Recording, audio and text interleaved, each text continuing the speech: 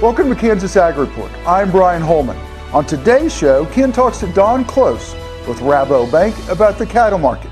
Then Don Bliss, chairman of the National Sorghum Producers.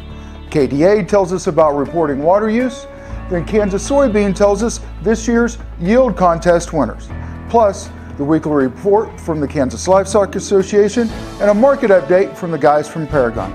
Thank you for watching the Kansas Ag Report. Closed captioning brought to you by The Soybean Checkoff. Progress powered by Kansas farmers. KansasSoybeans.org.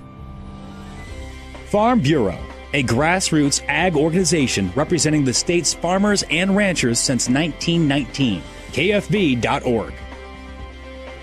Kansas Weed Commission, leaders in the adoption of profitable innovations for weeds. Online at kswheat.com.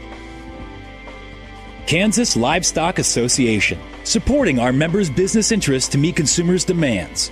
KLA.org.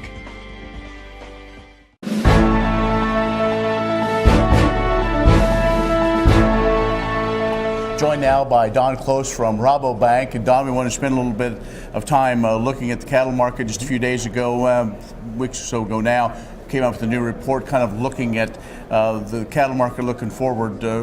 What's the numbers say? What we've seen with the baseline work that we're doing, we still believe in the continuously getting the question, are we still expanding the herd? And with the slaughter rates we've seen in cow slaughter this year, the escalation in heifers going on feed, certainly a valid question. Our view is that we are continuing to see growth in the cow herd number, I bet at a substantially slower pace. We think we'll see a modest increase through 18 and 2019 before we see that U.S. beef cow number peak in the 32.5 million head level. So basically between 500,000 and 1 million additional cows from where we're at of January 1, 17. While we're looking for that really soft, flat top and total cow numbers over the next 2 years, I think it's important to point out, because of the offspring from those additional cows, and then once we start to see any liquidation of breeding stock, that we don't think we'll see a peak in U.S. beef production until 2020, 2021. Okay. Been a number of factors in the industry this year. Let's talk. JBS has been one we've talked a little bit about in this country. It hasn't really affected North America, but it could as we continue to see more fallout and if other buyers come in. But there's been a little bit of a disruption in the feedlot because of that whole situation. I think that's a fair statement. You hear all kinds of rumblings in the marketplace. If you simply look at the last couple of monthly cattle on feed reports, and if you look at the rate of placements as well as marketings from all of the states where those feed yards are located, hard numbers imply it hasn't been as disruptive as a lot of the market chatter. Well, and that's probably one of those things that we look at is trying to find different ways to find issues, of trying to find some of the factors. Yep. One of those being input prices, and corn market has been one that has affected people as well. Oh, it's been great, and for the livestock side, certainly with all of the outlook work that we've been doing. Certainly with the ending stocks where we're going to end up this year comfortably above 2 billion bushels, the surprising and indications are growing size of this year's crop. We're thinking we're going to be looking at very comfortable feed grain supplies for the next 3 to 5 years. So in our modeling work, that's probably one of the least volatile factors from the livestock producers' perspective that we're seeing. Yeah, and so we're looking at expansion for the next several years then. We think we'll see very modest but growth for another year to 2 years. Thanks for the update. Appreciate it. You're welcome. Always good to see you. You bet. Don Close from Rabobank has joined us. We'll be back in just a moment. This segment brought to you by Kansas Livestock Association, supporting our members' business interests to meet consumers' demands. KLA.org. Oldie Seed Farms, carrying soil-specific seed. Find them on the web at oldieseed.com. That's OHLDE seed.com. Grass and Grain, online or in the mail, keeping Kansas farmers informed for over 60 years. Grassandgrain.com. Kansas Wheat Commission, leaders in the adoption of profitable innovations for wheat. Online at kswheat.com. Imagine having someone help you pick the best corn hybrids for every field on your farm. Your Oldie representative can combine your data with his data to offer a field-by-field prescription. Contact Oldie Seed today at 877-692-4555. All over the country, more and more communities are making the change to biodiesel made from U.S. soybean oil. And the decision continues, improving the health and welfare for millions of Americans while adding billions to our national economy.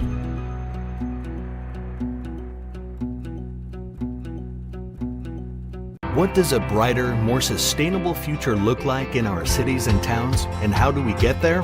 When New York needed an alternative fuel source to reduce carbon emissions, the city found what it needed in biodiesel made from U.S. soybean oil.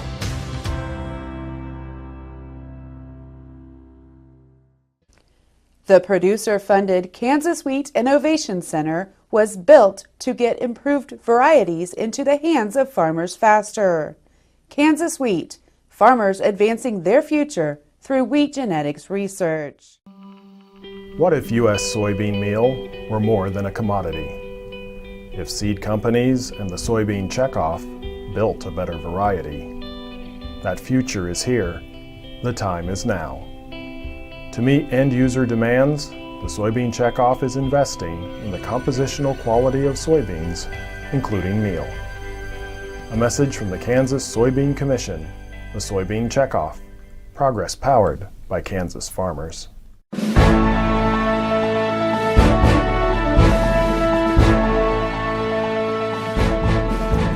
Well, thank you for joining us. Don Bloss, who is a farmer from Nebraska and chairman of the National Sorghum Producers, joins us. Don, we're going to talk a little bit about sorghum policy, and like any ag groups, you have lots of concerns. We spend a lot of time in the nation's capital working on behalf of farmers.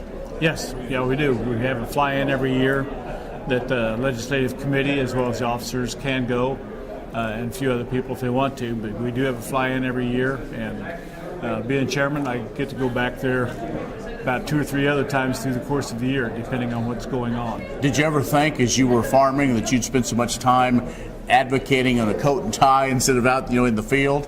No. My goal is to be out in the field full time, and it didn't happen overnight. We all know that, yeah. But by steps, why I got into this position. All right, let's talk about issues. What's the number one issue important to sorghum farmers? Well, legislatively, we'd like to have a good farm bill, once again, one that helps us out in farm bill development. We'd like to have the continuation of the reference price that we had in sorghum. We'd like to have PLC continued. That's kind of the route that we have favored all the way along. But still, with the other crops we've got out there and with different farm arrangements, we've gotten active quite a few acres in the ARC County program. The ARC program has been a disappointment for us all the way through. There's improvements that can be made to it. We'd have to take a lot of work to make improvements. Hopefully that'll happen as we develop into the Farm Bill process. Well, let's talk about that. We talk about policy. A lot of times we sometimes have to reinvent the wheel, but it looks like this administration and other folks want to tweak everything.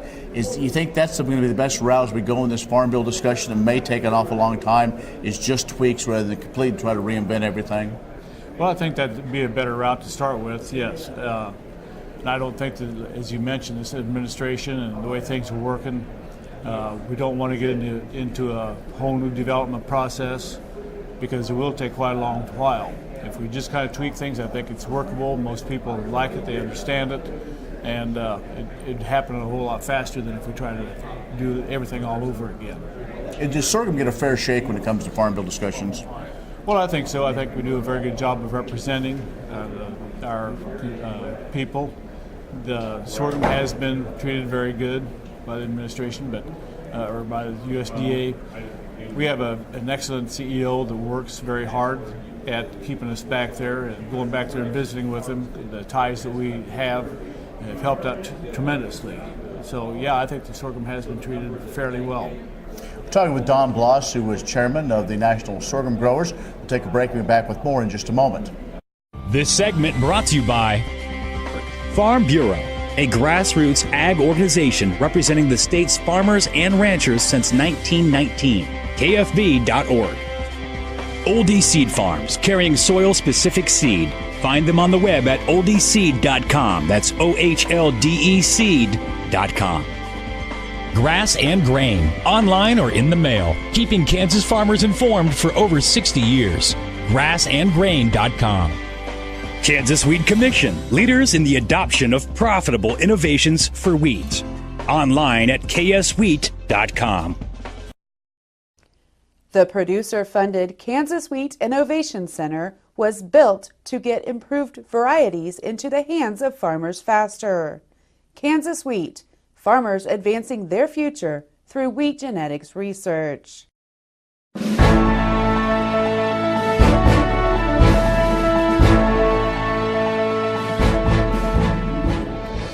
Our conversation continues with Don Bloss, a Nebraska farmer and the current chairman of the National Sorghum Producers.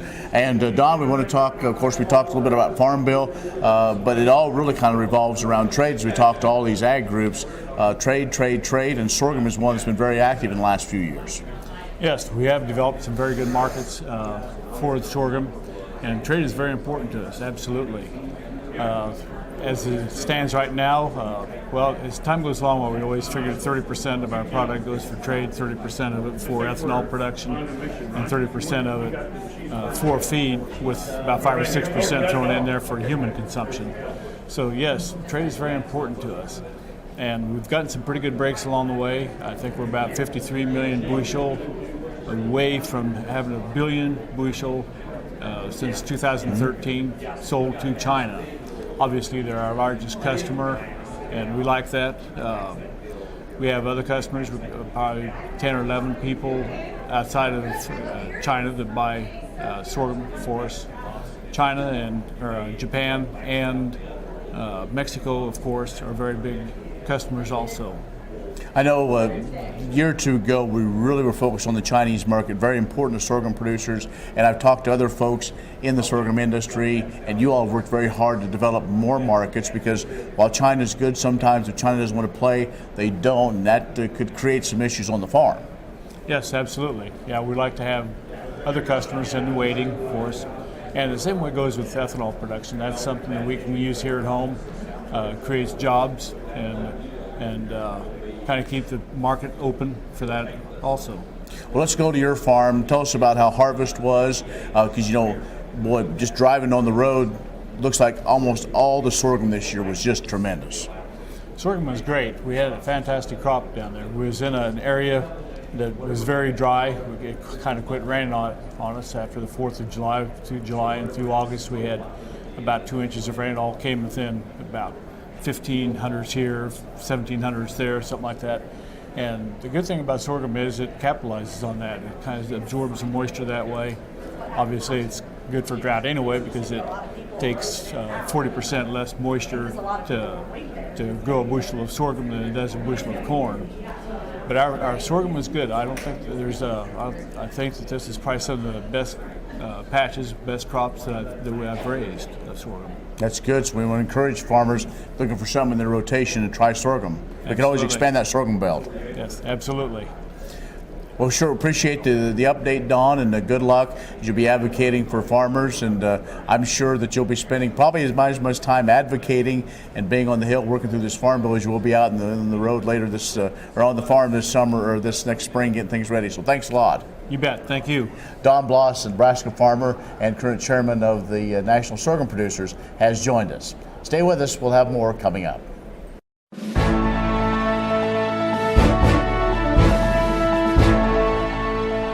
The annual Kansas Soybean Yield and Value Contests recognize outstanding Kansas farmers, provide fun incentives for them to improve, and allow the Kansas Soybean Association, with checkoff funding from the Kansas Soybean Commission, to share what participants learned to benefit all Kansas soybean farmers. This year's yield contest included 40 entries. The 26 prize winners had verified yields averaging 78 bushels per acre. The value contest had 31 entries. For their protein and oil contents, the top 3 averaged about 93 cents or 10% in increased value over the $9.18 base cash price. Meyer Farms Rexford topped the irrigated division with a conventional tillage entry that made 100.67 bushels per acre, the first entry ever to surpass 100 bushels.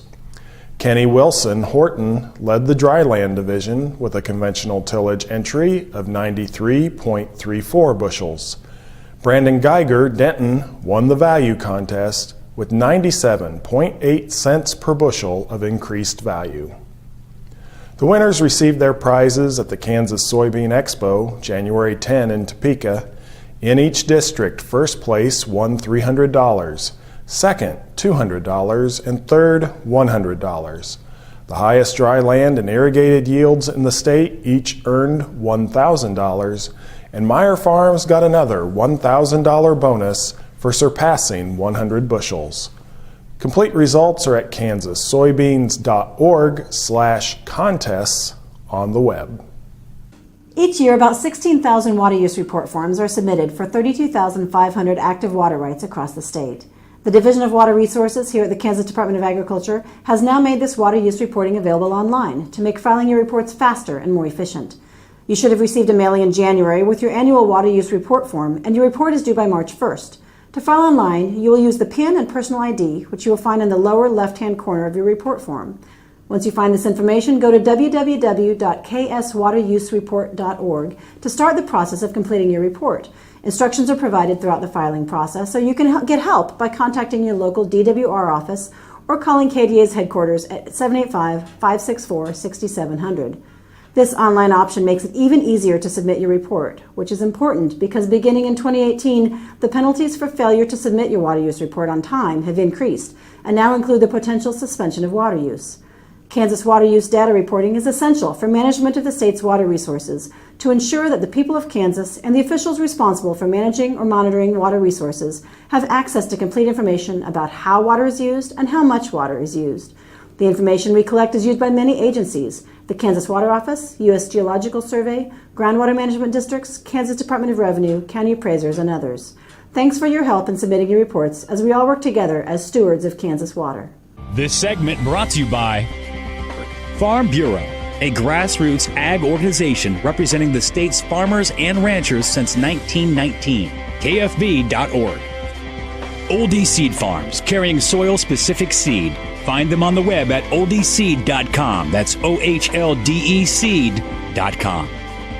Grass and Grain, online or in the mail, keeping Kansas farmers informed for over 60 years. Grassandgrain.com. Kansas Wheat Commission, leaders in the adoption of profitable innovations for wheat. Online at kswheat.com. The producer-funded Kansas Wheat Innovation Center was built to get improved varieties into the hands of farmers faster. Kansas Wheat, farmers advancing their future through wheat genetics research. What if U.S. soybean meal were more than a commodity? If seed companies and the soybean checkoff built a better variety? That future is here. The time is now. To meet end-user demands, the Soybean Checkoff is investing in the compositional quality of soybeans, including meal. A message from the Kansas Soybean Commission, the Soybean Checkoff, progress powered by Kansas farmers.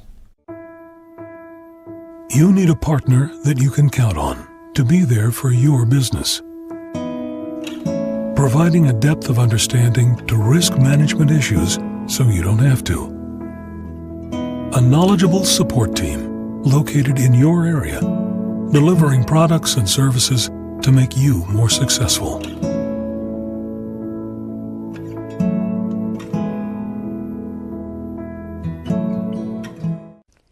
The producer-funded Kansas Wheat Innovation Center was built to get improved varieties into the hands of farmers faster.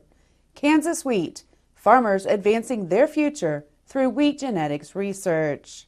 Kansas Farm Bureau, the voice of agriculture, represents grassroots agriculture. The state's largest and most powerful farm organization stands up for its members through leadership development, agriculture education, legal defense, environmental advocacy, farm safety, and risk management. Members also enjoy money-saving benefits. To join our organization today or to learn more, go to www.kfb.org or find us on Facebook and Twitter. What does a brighter, more sustainable future look like in our cities and towns, and how do we get there? When New York needed an alternative fuel source to reduce carbon emissions, the city found what it needed in biodiesel made from U.S. soybean oil.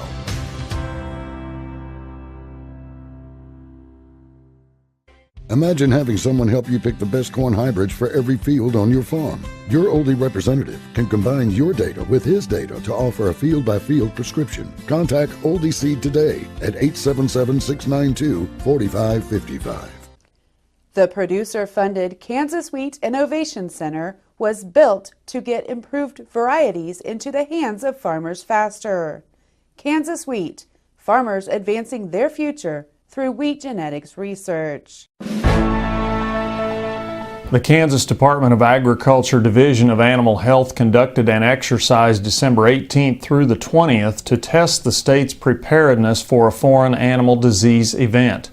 Kansas Livestock Association members and staff joined KDA, other state agencies, federal and local government officials, animal health officials in several other states, and a number of industry organizations in the functional exercise that involved a simulated foot and mouth disease outbreak in Kansas.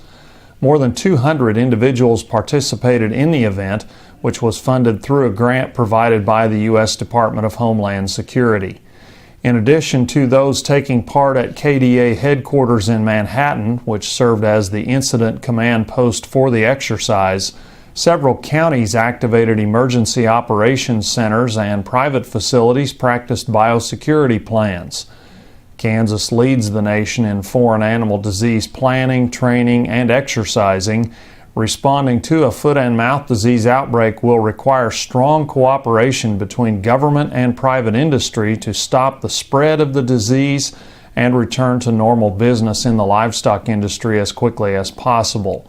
KDA officials estimate an FMD outbreak in Kansas would have an economic impact of $248 million per day for the state and $3.5 billion per day for the U.S. as a whole. Good morning. I'm Darren Van Vactor with Paragon Ag. The USDA just released the 2017 crop production report, along with the monthly grain stocks and winter wheat seedings. Couple that with other major financial news and a soaring stock market, and it could take some time to digest all the information. So what else is on the horizon? We'll continue to monitor South American weather, which has improved over the last month, pressuring beans to the lowest level seen since last summer. Corn has continued to meander along within a narrow trading range, looking for some fresh news that's hopefully positive. Maybe that news includes the age-old debate over acres. Will the lower corn prices cause producers to switch to beans or not? Only time will tell on that side. The USDA will take their shot at the mix on their March 30th report. Until then, the banter will likely heat up on the topic. Dry and freezing cold conditions in key growing areas here stateside have folks pondering winter kill concerns for winter wheat. It's still too early to tell on that side of things, but if these conditions continue to worsen, it could nudge the funds to reduce their large net short position. There are things to do out there. Just getting yourself started can be tough enough. Final decisions on 17 or 2018 crops are difficult. Consider taking some of the final out of your decision. To find out more, give us a call here at Paragon Ag, 888-452-8751. I'm Darren Van Vactor. Be safe and have a great week.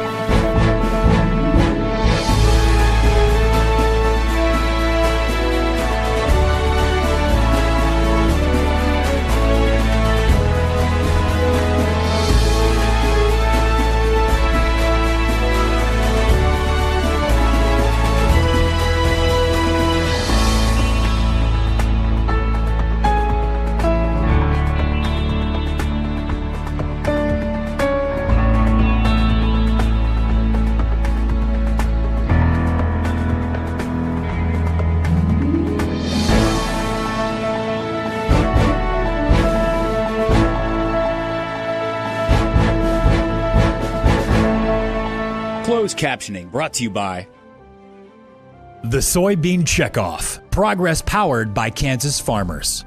KansasSoybeans.org. Farm Bureau, a grassroots ag organization representing the state's farmers and ranchers since 1919. KFB.org. Kansas Wheat Commission, leaders in the adoption of profitable innovations for wheat. Online at kswheat.com. Kansas Livestock Association, supporting our members' business interests to meet consumers' demands. KLA.org. That's this week's show. For more ag news or to watch the show again, go to KansasAgReport.com. For my partner Ken Rogers, I'm Brian Holman. Thank you for watching. What if U.S. soybean meal were more than a commodity? If seed companies and the soybean checkoff built a better variety? That future is here. The time is now. To meet end-user demands, the Soybean Checkoff is investing in the compositional quality of soybeans, including meal. A message from the Kansas Soybean Commission, the Soybean Checkoff, progress powered by Kansas farmers. Kansas Farm Bureau, the voice of agriculture, represents grassroots agriculture. The state's largest and most powerful farm organization stands up for its members through leadership development, agriculture education, legal defense, environmental advocacy, farm safety, and risk management. Members also enjoy money-saving benefits. To join our organization today or to learn more, go to www.kfb.org or find us on Facebook and Twitter. The producer-funded Kansas Wheat Innovation Center was built to get improved varieties into the hands of farmers faster. Kansas Wheat, farmers advancing their future through wheat genetics research.